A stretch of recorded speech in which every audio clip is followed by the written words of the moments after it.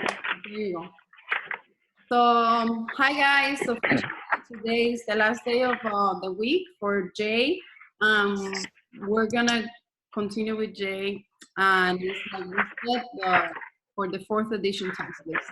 My name is Yenisbel Hernandez. You want to introduce yourself, or you want to move on? I'm Nadia. I'm in Memphis area. Hi. Hi. I know Jennifer is there, and someone else, and I forgot the name. I don't know the name. Not, Rita, is it? Is it Rita? Yeah. Ah, okay, so welcome, guys. Okay. Thank you. Yeah. Okay. So let's go over really quick the disclaimer, which we always go over the disclaimer because since they're videos and they're permanent products, we don't know who's going to see in the future, so we want to make sure that everybody knows that we're doing as good as possible. The study group was created by and for students pursuing the BCBA and the BCBA certification. None of the members are BCBAs or BCBAs at this time. And the discussions, collaboration, questions, and suggestions during this meeting are meant to help all members have a better understanding of the 4th edition task list concepts. We just need to remember that, you know, we are not certificate, we might be wrong sometimes. That's basically what that means. So please verify the information that we give here. We try our best to look up on the information in the books, but sometimes we make mistakes. We need to behave in an ethical and professional manner at all times. And let's remember the ethical consideration, which is to not give specific questions from the test if you have taken the test, or specific questions from any paid resources, or specific information about clients or anything like that. If we do use resources from books or other places, we are gonna, that are free, we're gonna give, you know, the deserved credit to the authors. So basically, at the bottom of each question that I'm gonna show you, we're gonna see the task list, letter. I did my best. I worked really hard on finding the task list letters that goes with the question in case you wanna review the PowerPoint later on, which is what I'm planning to do. And also the abbreviation for where I got the information from. All questions were created by me. And my idea for today, if you guys want to follow my idea, is to let's work together with first answering the question with no prompts. And then if you need to, then let's look at the book. And then the next slide is going to give us more key things. So what I wanted to tell you is that today we're working on test-taking skills. Do you guys have any test-taking skill strategies or things that you want to share? I think what I'm finding out when I'm trying to do any EDS or any of the mock or any studying, it seems to help me if I go ahead and read the end, like the question in whatever scenario they're giving, and then go back and read the whole thing to kind of help me stay focused on what I'm looking for when I'm searching the answers. That's really one thing that I've been trying to do, and seems to be more effective than just reading the whole thing and try to answer. You know, that's a really good one. I had forgotten about that. I do that a lot, especially when they're long scenarios. Mm-hmm. And so you have a better idea of what you're exactly looking for. Right. Anybody else? I can share mine. The main one that I'm working on right now is that when I started studying for the test, the minute I sat down, I would get headaches, like literally massive headaches. So what my body couldn't handle studying. So what I had to start doing was pairing studying with something fun, trying to, you know, just relax and enjoy. So that's why in the Zooms, I try to make jokes, laugh about it, just talk about some special personal thing that we did, and just relax and enjoy it, because we need to pair studying with fun. I know it's hard because we're all tense, but lately, that's what I've been doing, and it has been working and it has helped a lot. Anybody else wants to share any specific thing?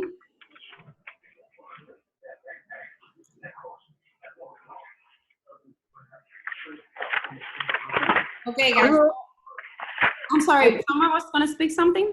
Say something? Yeah, I was just going to say that I want to second what Nadia said. That's one of my strategy also, to read the question before actually reading the, the scenario. This way it helps me to better focus on what am I looking for, Perfect. Thank you for sharing that. And keeping that in mind, what I wanted us to do is to do like an exercise.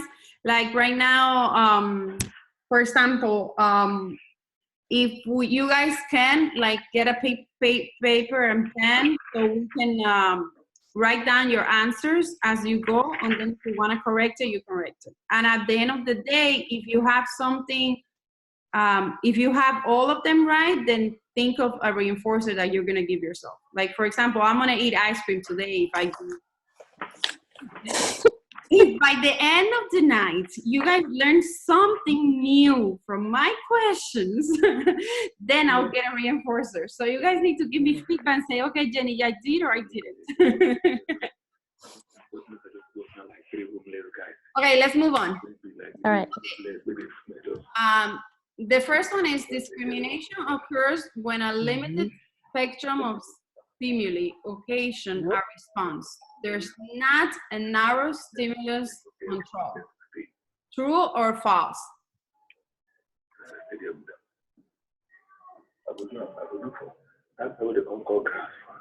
Come here the other day, that old man.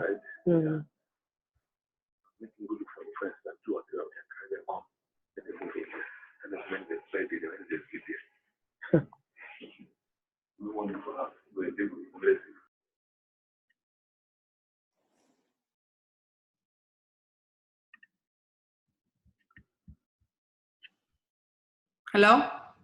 Yeah. Okay, I muted the background noise, but if you want to speak, just unmute yourself and then continue. Okay, so discrimination occurs when a limited spectrum of stimuli occasion a response. There's not a narrow stimulus control. True or false? What do you think? I think A. True. Anybody else? I think true. Okay. Okay, we go two for true. Okay, so what are the key words that you guys are seeing here that will tell you that it's true? I think limited. Hmm?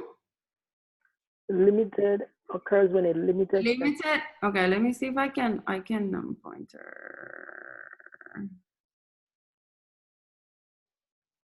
Is it like this? Okay. So limited. Okay. So it's false. And the questions are this today, I tried to make it as tricky as I could. The only thing that is false is the not. Mm-hmm. So I noticed this is happening a lot to me when I take the mocks. I read and then I say, oh yeah, I got it. And then I miss the little tiny word. I do really bad when there's except in the question. Can you repeat that?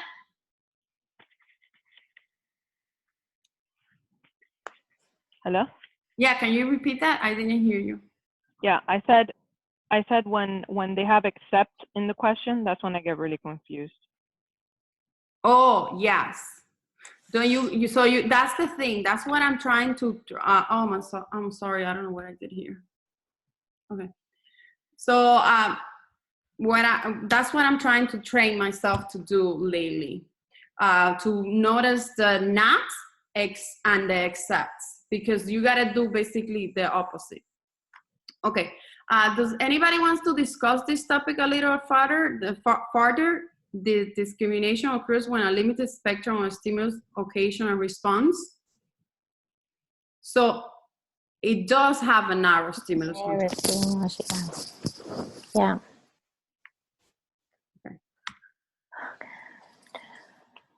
Okay, so generalization occurs when a large spectrum of stimuli occasions certain responses. True or false? False.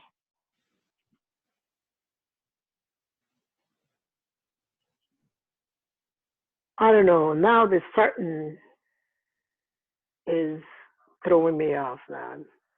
I would say false. Why do you think it's false?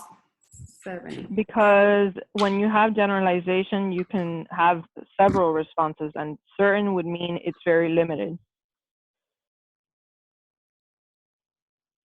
Okay, but don't you think generalization is a large spectrum of stimuli?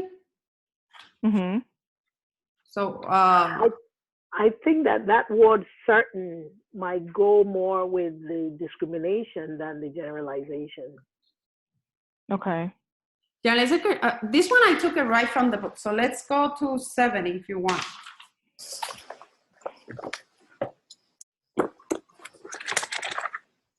I have the 7th edition. So it's basically the first page on the 3rd section.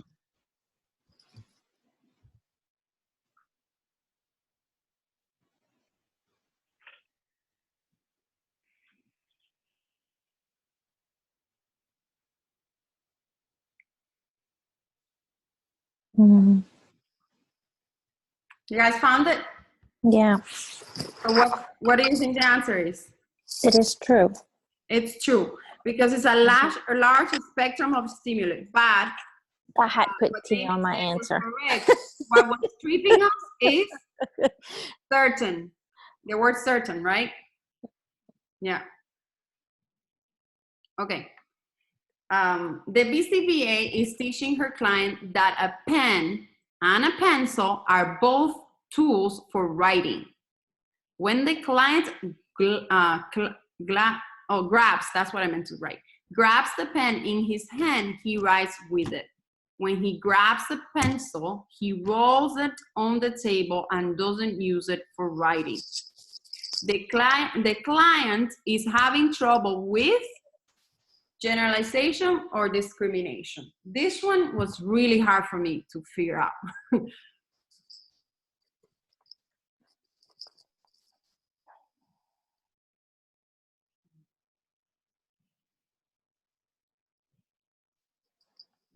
A. Okay, so we have 1A. Anybody else?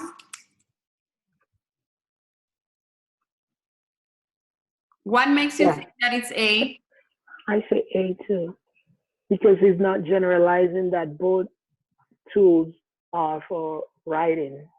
Because he's using both tools for writing. He's not using both tools for writing. He's supposed to.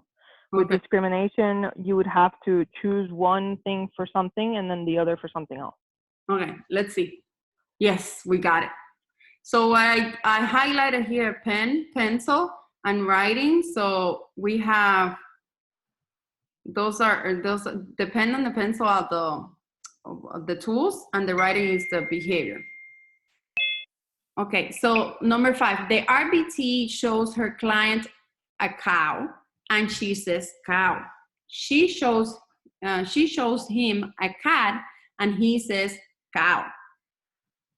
The client is overgeneralizing, and the therapist needs to teach him to discriminate cow from cat. The client is generalizing, and the therapist needs to teach him to discriminate cow from cat. Or the client is discriminating, and the therapist needs to teach him to generalize cow from cat. Take your time. I think it's A.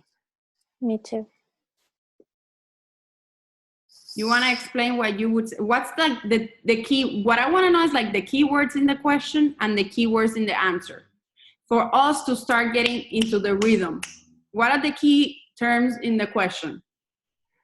All right, just by looking at A, B, and C, overgeneralization, I'm thinking of the example where a learner sees all the animals with a tail and calls them, let's say, a dog, for instance. You know, so that's overgeneralization. So I'm thinking that's probably what happened here. That the learner noticed that the cow probably has tail, and the cat also has tail, and so the learner does not know how to discriminate. Yes, they all have tails, but you know, cow is different from cat. Mm-hmm. What do you know the meaning for overgeneralization? Generalizing. Do we know? Does anybody know the meaning for overgeneralizing? I think it would be the opposite of discrimination, where you don't know the boundaries. You know, like let's say a child who calls every female mom. I don't know. That's how I think about. That's how I Well, understand you just it. said it. You just said it. You said it right when you call. It's an yes. Let's go to any. What does everybody think? What's the answer then? I think it's A too. Someone says A, and the next one. Anybody else has a different answer? A only, because he's generalizing inappropriately. There is an inappropriate generalization. He's considering all. He's saying cow for everything. So it's there's no discriminating. So there's no proper generalization, I can say. He's not saying the cat for other breeds of cat, or he's not generalizing within the stimulus. So it's like inappropriate. So it's overgeneralization. All right. Thank you. Thank you. I like. Thank you for explaining, guys. I am loving this. Okay. Yes. That's it. Those were the keywords. Cow, and he says cow, and then he shows cat, and he says cow. I forgot to. The discussion is that I would say is the same thing that you guys said. Okay. The BCBA gets a new client. When writing up the part about generalization in the new plan, she writes that the therapist needs to probe for generalization.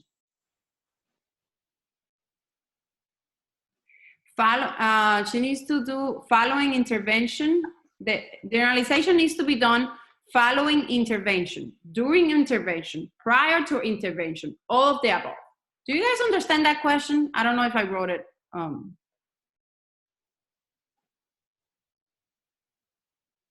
I think It's like a fill in the blank, right? Basically, what I meant is that she has to write up the program, right? And when when we write up the program, we have to write up like how we're gonna do generalization. So the question is, when do you write up that you're gonna do start working on generalization? Are you gonna do it after you start the intervention? That's A. Are you gonna do it during the intervention? That's B. Or are you gonna do it prior to intervention? That's C. Or all of the above? I think all of the above. all of the above. Mm-hmm. Wow, you guys got that one fast. Awesome. Good job. Okay, and the keyword is generalization, and the rest is the letters. Okay, when programming for maintenance, one could use all of the following except VI, FI, VR, CRS, both B and D, both A and C, or none of the above. What is CRS? I know CRS. A and C. A and C? Yes. You said except though, right? Hmm? It says except, Except, yeah. so it can't be variable. Yeah, it can be. So those are the only ones that are, yeah. What is CRS? Continuous reinforcement schedule. Oh. Let's look for page 74. Just in case I made a, let's go check. I've only seen CRF, for continual reinforcement. 74. I don't Yeah, remember. that's I don't remember the ever one. seeing. D, you don't do for maintenance continuous reinforcement. So D. I say no, I say CRS only. FI is fixed interval. No, I say CRS. Continuous think- reinforcement. For maintenance, Nice. you don't do continuous reinforcement. And I would say B, fixed. Okay, let's see the answer. Guys, I don't think I've ever seen CRS. I'm sorry. It's Both Oh, B and D. CRF. and D, So but CRS, I think I wrote it wrong, that one. I meant continuous reinforcement. What's the abbreviation? CRF. F like Frank. That's a CRF, I think. Yeah, that's a misspell. So it's B and D. D. Yeah. But you guys got it right anyways, you see? Yeah, so it's both of them. Huh. That's good, I'm glad. But I'm glad we're pointing it out. You see that we didn't, we don't know that what is. Yeah, because I know when it's on maintenance, it can be variable. So it wasn't A and C. Yeah, and I'm glad you pointed out it's So except. my problem is that I'm way doing fast, so I ignored the except part. Yeah, Yeah, that's that's the worst part. Yeah. but that's exactly what I'm doing, why I plan to do this today. Because I keep making the same mistakes that I shouldn't. I study for a week and I take a test and it's, I'm making stupid mistakes. Okay, AKA for maintenance. SD maintenance, response generalization, response maintenance, behavior maintenance, or response induction. I think it's D, behavior maintenance. I think it's C. I think it's C. C. Let's Might be C. C. response maintenance. Response maintenance. Mm. Okay, none of these are characteristics of a good operational definition, except Subjective.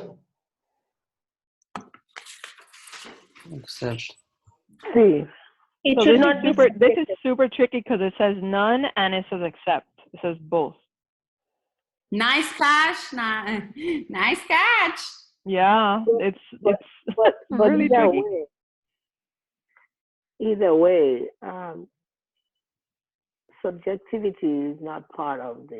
Yeah, it should be effective, clear, and observable, but not subjective.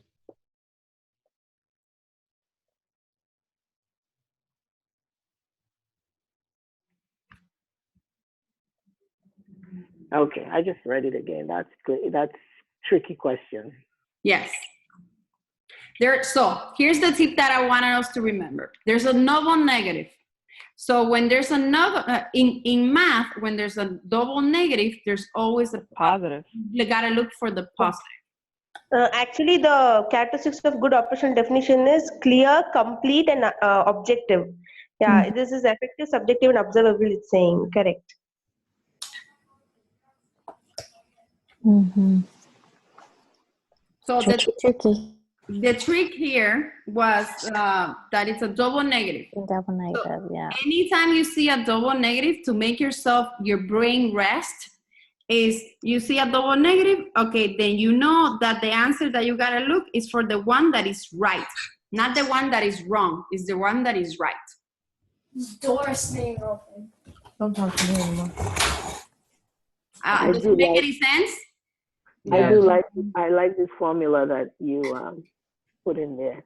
So yeah, if we just pretend like none of these and except is not there, we can just put clear is a characteristics of a good operational definition. I like that. Mm-hmm. You're earning your extra scoop of ice cream, I think. I think I appreciate it.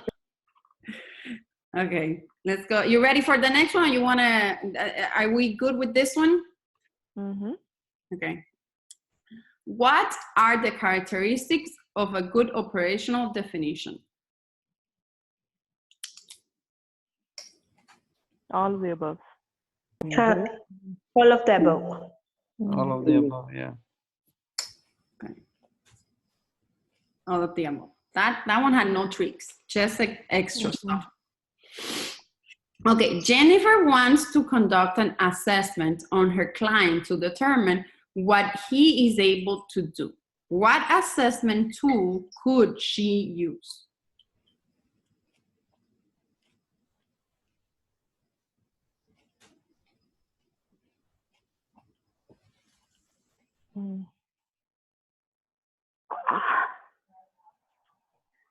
Let's just.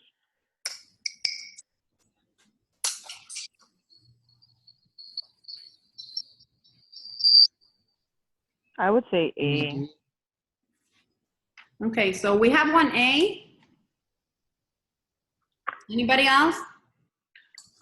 I don't know. I would I have would say said. B. I would say B, but for the Also second like part of it, C. the ability assessment, but the formal skills. Oh, formal skills and okay. I say B. I don't know. I just don't know what she said. Let's go to the answer. It's all available. Really? Mm-hmm. That's in one. I saw that one. I was watching today a video that I paid for from the FIT. From FIT, and I wrote it because it surprised me. So they gave these 3 plus in the informal assessment they added such as in role play or situation observation. Oh, right. And they also had standardized tests. So I added the whole thing if you want to learn it. So on Pass the Big ABA, there's a section on there that it says that as behavior analysts, we have to be very careful because there's many assessments that we can't conduct. So we have assessment as in standardized test. Yeah, standardized, right? Yeah. But I wasn't sure about the formal skills and abilities assessment, what that was. But that goes with what we were chatting today. I think they were saying that each resource has like different information, and sometimes they don't agree with each other. So it's very frustrating. I was speaking to the BCBA that works with my son, and she was like, "That's just the way, that's just the way it is. Unless the board gets out like their own materials, we're not gonna know for sure." And that, to me, that takes forever then when I study, because I have to be like a monkey jumping from one to another to see which is the right answer. Okay. But from now on, the information that I have is from the video. Okay. Can I ask a question? Because this threw me off a little bit, especially A, because I'm under the impression that task analysis is written by the therapist or the teacher, and the therapist will have to try it out, ask an expert, and the other part, the third one, I can't think of it. So how is that assessing the client? Task analysis is an assessment. The forward chaining and backward chaining, that's teaching the client. No, I understand. But what I'm saying is, I thought that task analysis, before it's written, that the therapist will have to play it out after it's written, ask someone who's an expert.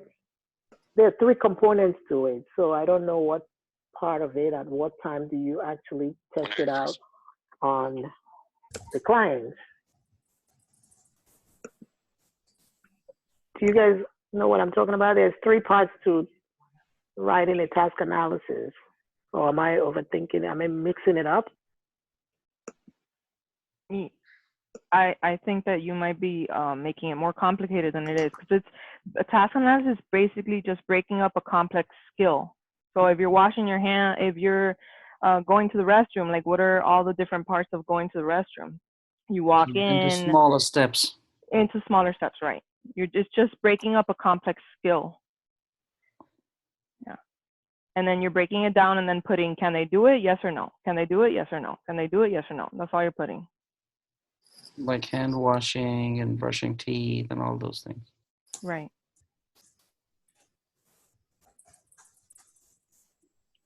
Okay, thank you. Like using the restroom, for example, if you're potty training, you know, first they walk in, then they sit down, then they use the restroom, then they clean themselves and they flush the toilet, you know, like all of that, all those steps. Right. I guess Right. I was just thinking about it from the aspect of the teacher who, you know, you're just making it up steps to help the child, but you're not actually assessing the child. So No, that would be Right. forward training, what you're thinking of. okay. Thank you. Yeah. Awesome. Thank you for the explanation, guys. I think there's less than a minute left. Oh, okay. It's not showing up here. Okay. So if they get disconnected, we can reopen if you want. Oh, yeah, I see it now. Thank you. So let's just close it up and start a new one because we don't want to start a question and then have to close up. Okay? Okay. Let me see. How we